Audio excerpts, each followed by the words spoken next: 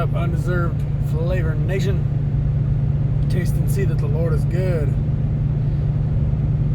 So, it's been a little bit since I put a video up. I've been doing a lot of studying and formulating my thoughts.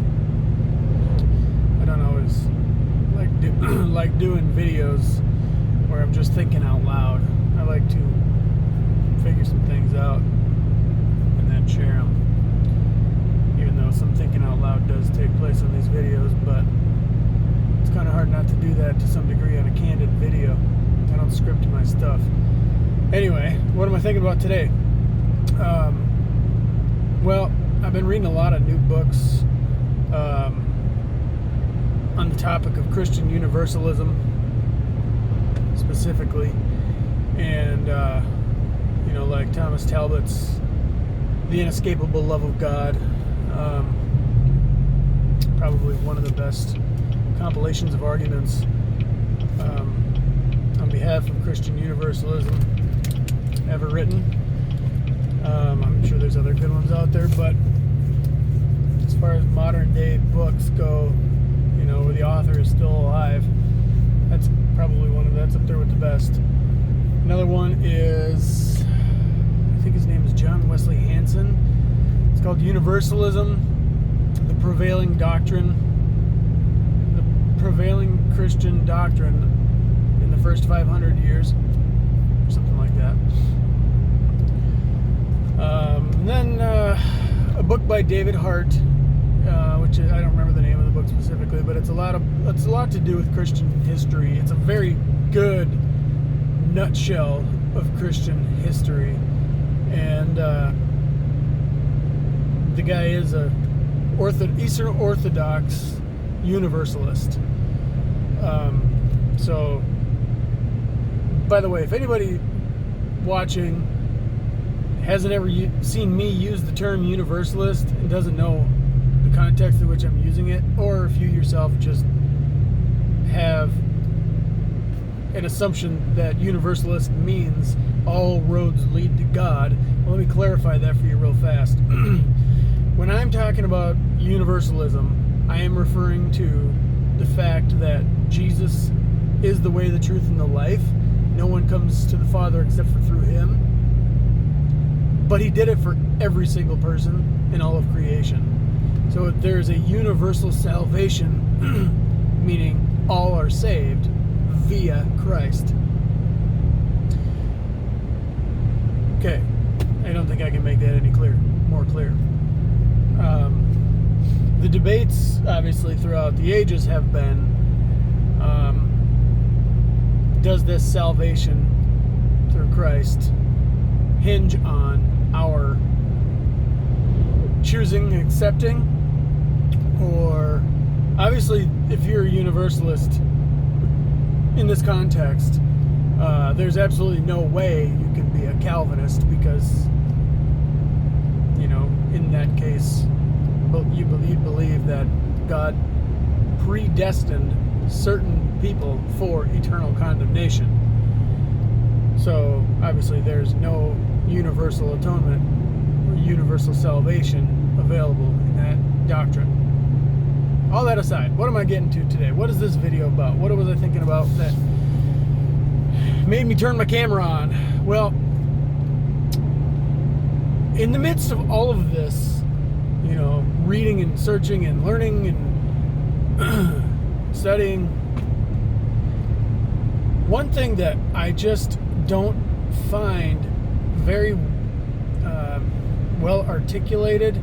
Now, it may be my interpretation. It may just be the fact that when I'm seeing it, my brain's going a million miles an hour and I'm not thinking about it. But what I'd like to see articulated more in the Christian Universalist camp is the gospel, in contrast to the typical gospel that we are taught and learned and told about in the non-denominational, evangelical, commonly Armenian Western Church. And that is the good news that Jesus Christ came to save all. And He did save all.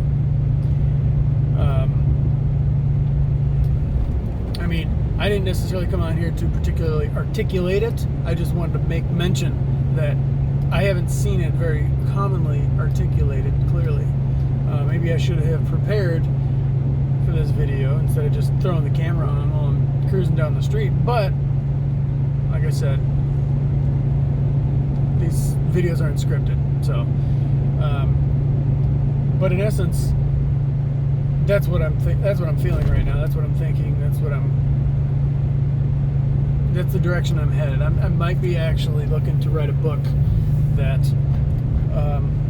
encapsulates the gospel in just the gospel. I mean, obviously there's going to be a little elaboration because the gospel would make up, one paragraph.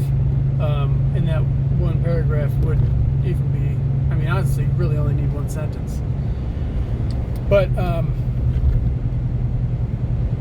it's tough because when you're going through, or when you're going on a journey that is leading you to Christian Universalism, which I'm finding is and was the prevailing doctrine of the early church fathers, the doctrine that Christ was alluding to himself, the doctrine that Paul preached and warned everyone that if they were to preach anything other than that, they would be under a curse.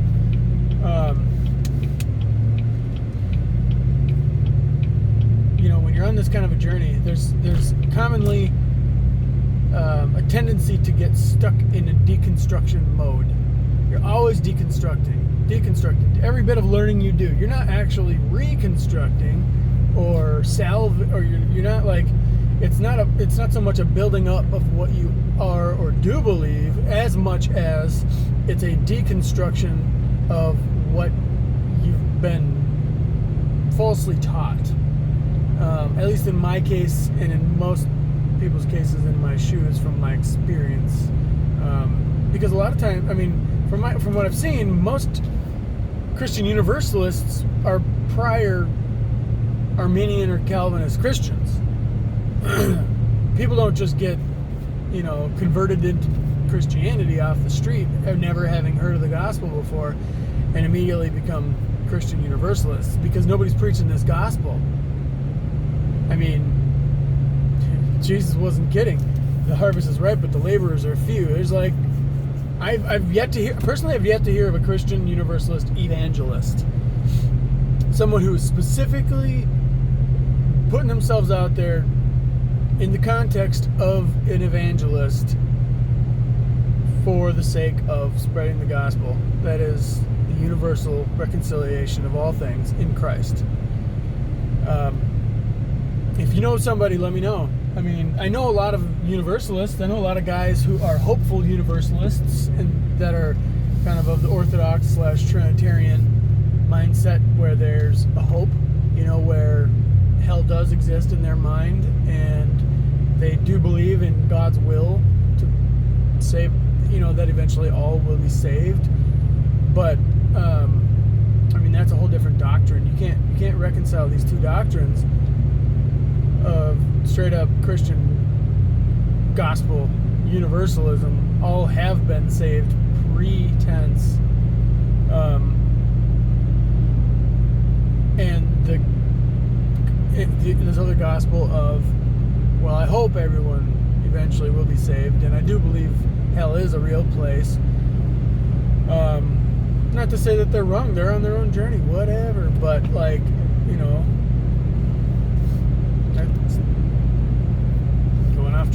going off track here. So anyway, recap. The reason for this video is I'm looking for a nutshelled version, or an articulated, to the point, starkly contrasting version of the universalist gospel, the universalist in Christ gospel, contrasted to all the other gospels we hear.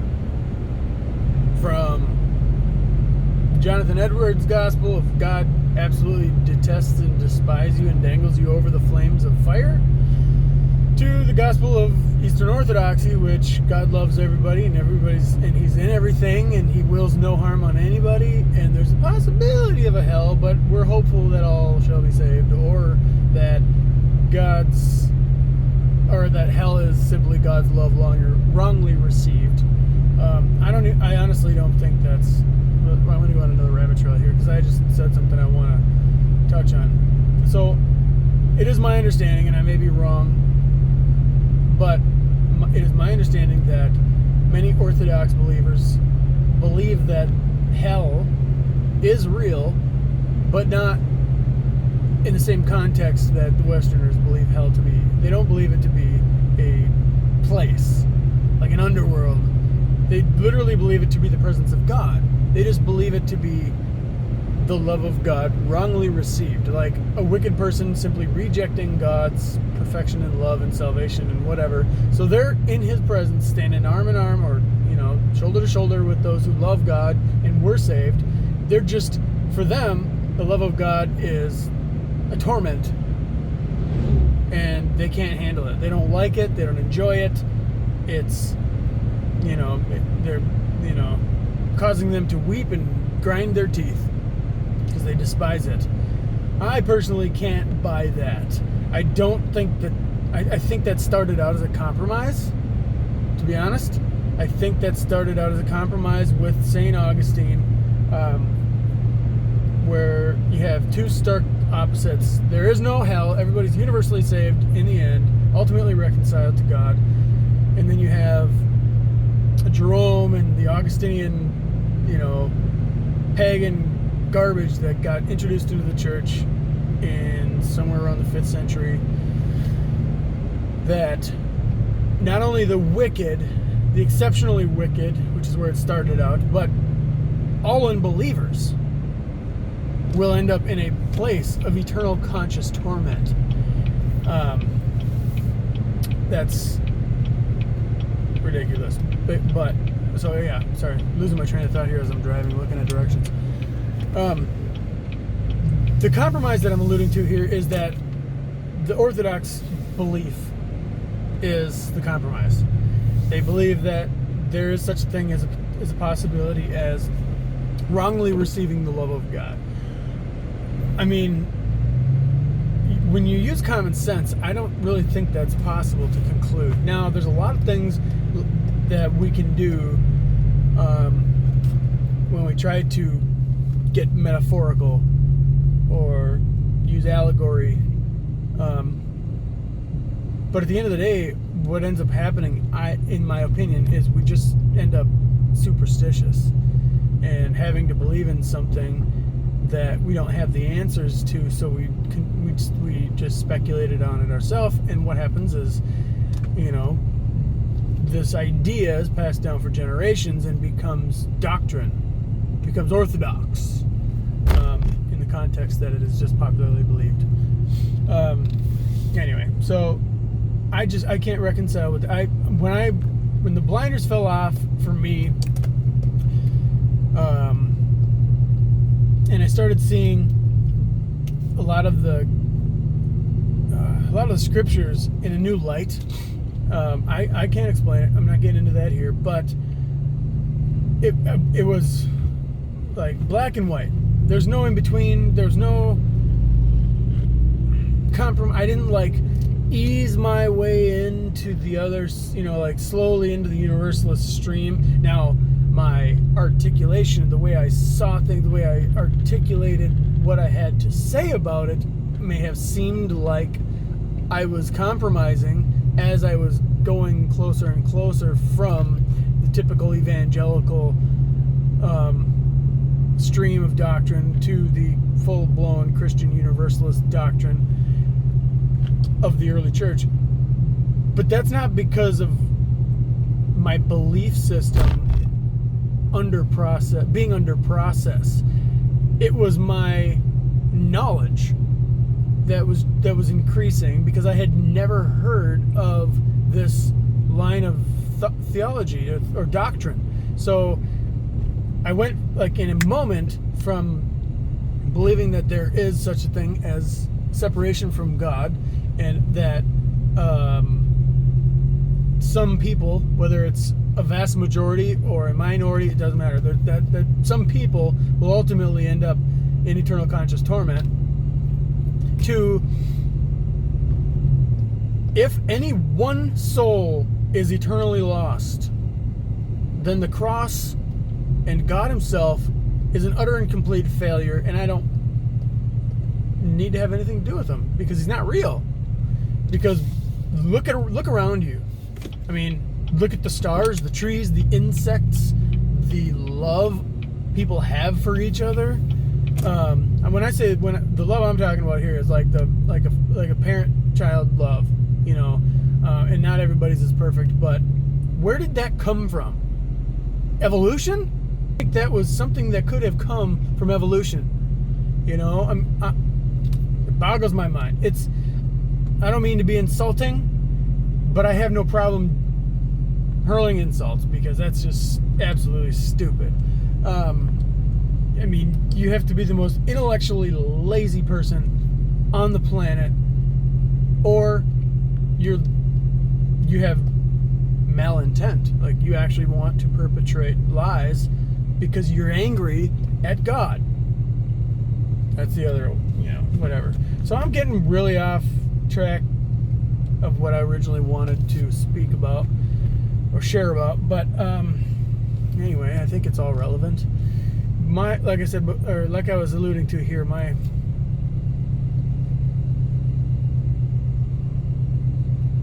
coming around the bend here, losing my train of thought. So yeah, I don't think I need to recap again. I made my point. Also, what I was alluding to here at the end was that it may have seemed that my speech, or the way I would articulate, or it may have seemed that my belief system kind of slowly evolved from Christian evangelicalism and non-denominationalism slowly into Christian universalism, but I know I'm repeating myself, but it hasn't evolved. It was overnight. It's just that I had no grid I had no theology, no education, and I had no doctrine. I've never heard anybody preach on it and teach on it. I never looked at the scriptures in that sense. And then once all of a sudden it like clicked and the scales fell off, immediately it made sense. I just didn't know how to articulate it, and that is what has changed over time.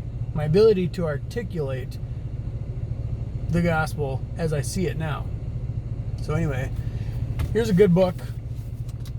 This guy is the Christian, or should I say Orthodox Universalist that I was mentioning earlier. I've seen a few YouTube videos of him. If you are the kind of person that isn't bored by long, quiet, monotone, very, scholastic lectures, then you'll enjoy this, because there's a lot of good, by this I mean his YouTube videos. Nothing against the guy, but that's just the way he communicates. That's what he said. That's the way he has to say what he has to say.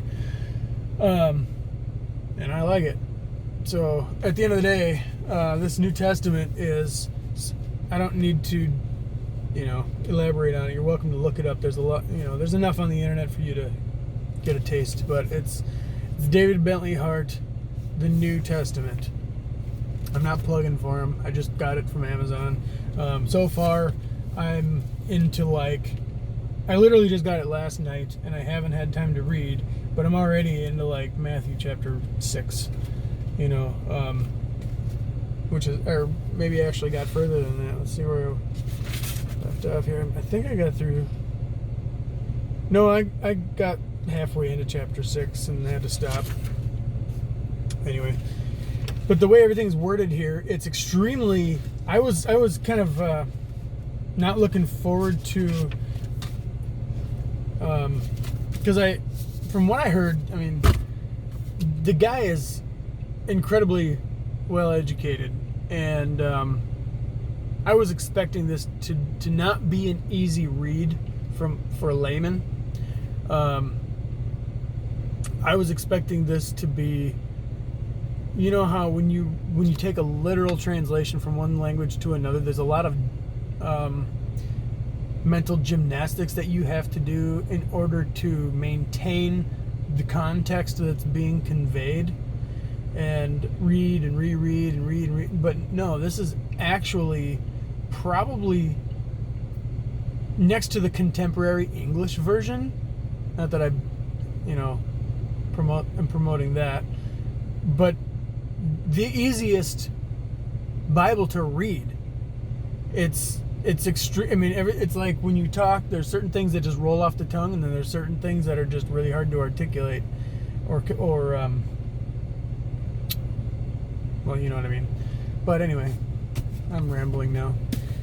Get your hands on a copy of this if you would like. It's like $22 on Amazon.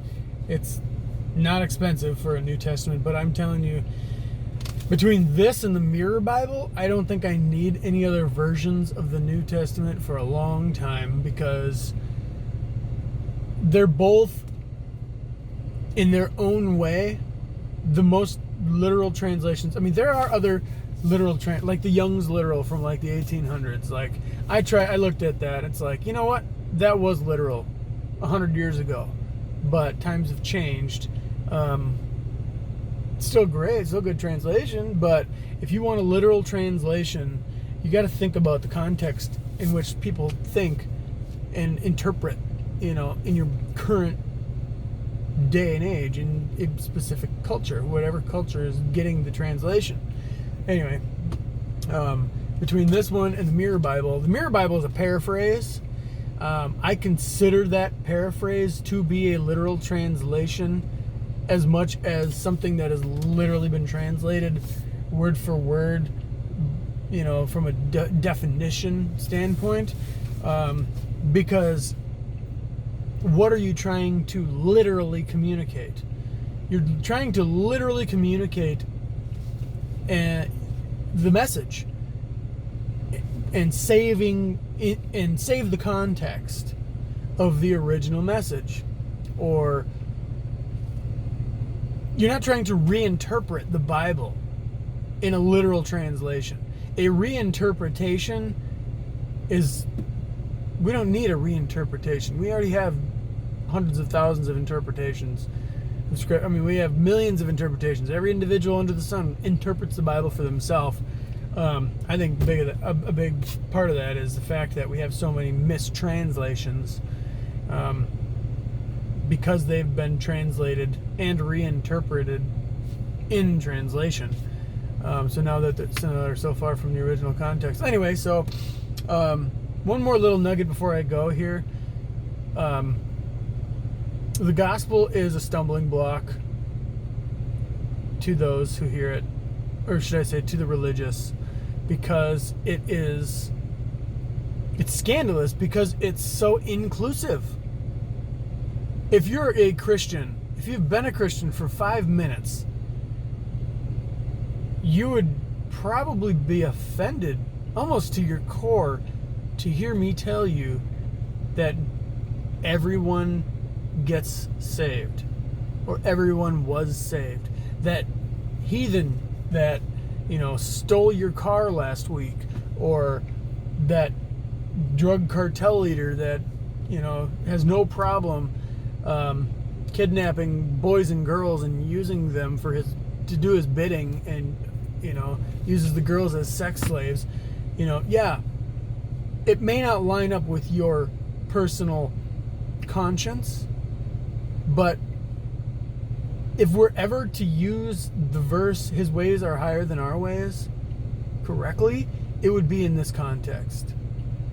That you can't see the power and the magnitude of the love of God to reconcile and save not only that little girl and little boy, but that drug cartel leader.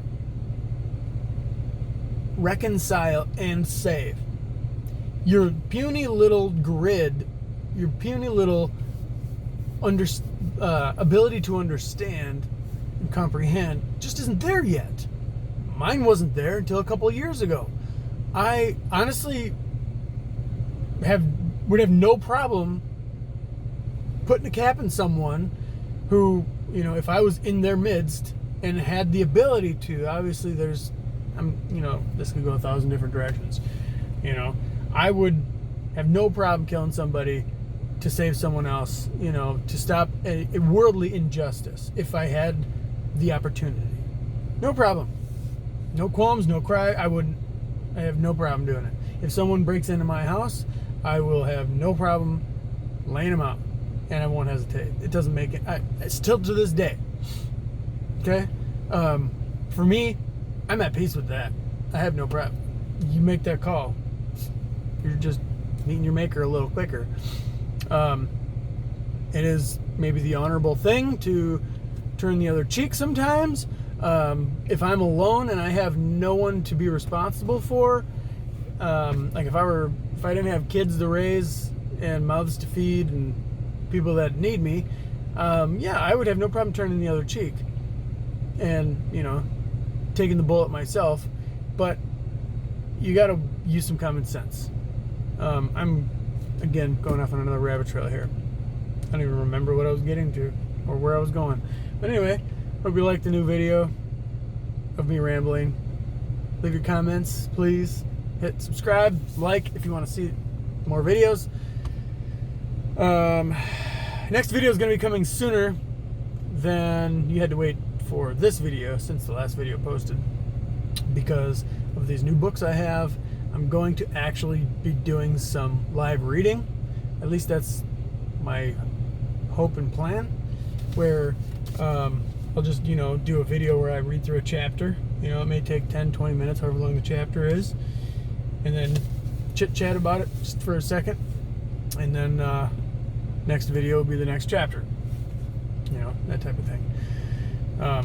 Not because I have nothing to talk about that I have to read a book on video and try to just put content up there, but no, it's that this is actually what I'm doing. I'm going through stuff to bring you content, and that's just the process in which I'm gathering content, so I might as well film it, right?